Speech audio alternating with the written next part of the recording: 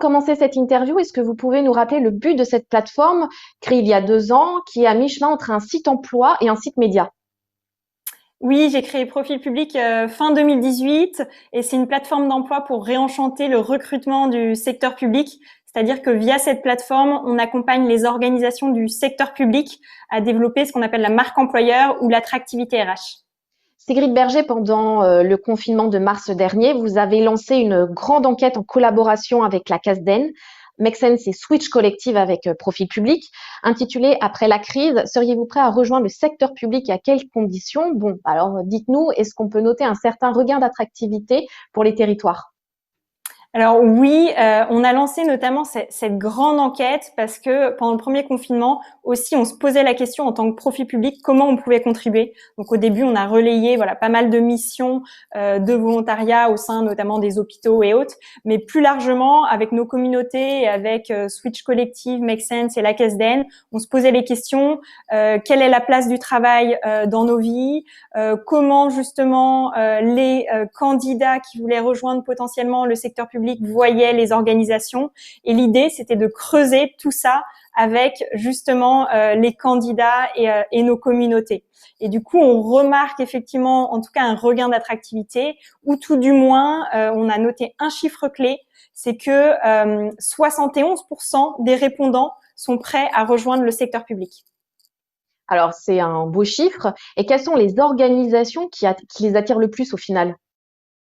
Alors en fait, on a nommé secteur public le secteur public au sens large, c'est-à-dire des institutions publiques aux acteurs de l'économie sociale et solidaire. Et du coup, les organisations qui les attirent le plus, c'est en premier lieu les acteurs de l'économie sociale et solidaire, mais ensuite les collectivités territoriales. Et notamment, à mon sens, parce que les collectivités territoriales, pendant la crise, ont montré leur rôle et leur impact. Et qu'est-ce qui les motive avant tout dans le désir de reconversion? J'imagine que c'est la quête de sens avant tout. Alors notamment, on a noté 3 moteurs de motivation, en tout cas dans leur reconversion. Le sens, l'autonomie et la flexibilité, mais aussi l'impact direct et local. L'étude montre aussi qu'il y a un gros déficit d'attractivité. Et en quoi il consiste? Alors oui, il y a un déficit d'attractivité et notamment côté des institutions publiques, donc soit les collectivités territoriales, les institutions d'État ou les organisations hospitalières, et notamment parce que les candidats nous disent qu'ils ont l'impression qu'il y a un manque de flexibilité et d'autonomie au sein de ces organisations. Mais chez Profil Public, on est convaincu qu'il y a des leviers d'action et de transformation possibles. Alors du coup, quelle solution est-ce que vous proposez? Alors, à notre sens, il y a plusieurs leviers. Notamment comment on transforme l'expérience collaborateur, parce que globalement, au sein des institutions, ces dernières années, elles sont beaucoup concentrées sur la transformation des services aux usagers, mais un peu au détriment des collaborateurs. Il y a aussi comment on transforme les pratiques managériales, comment on va vers un mode de management plus flexible, avec plus d'autonomie. Comment on s'attaque aussi à la question du temps dans nos organisations, parce que les candidats veulent un impact local et rapide, c'est-à-dire pas dans 3 ans, mais plutôt dans 3 mois.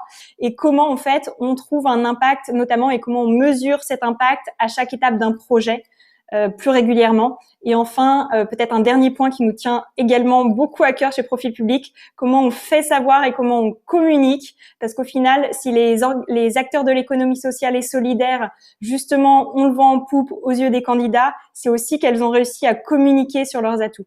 Sigrid Berger, vous avez sorti un manifeste pour les jeunes. En quoi fait-il écho à cette étude? En fait, oui, c'est un manifeste qui est porté par les jeunes, qui s'appelle 10 propositions pour le secteur public de demain. Et clairement, on voit qu'il fait écho parce que les propositions, en tout cas portées par les jeunes diplômés, correspondent vraiment à ce qu'on voit dans l'étude, c'est-à-dire qu'ils sont à la fois en quête de sens, ils ont besoin de plus d'autonomie et plus de flexibilité dans les organisations qu'ils rejoignent, et en même temps, ils veulent un impact direct et local et concret, notamment sur un territoire donné.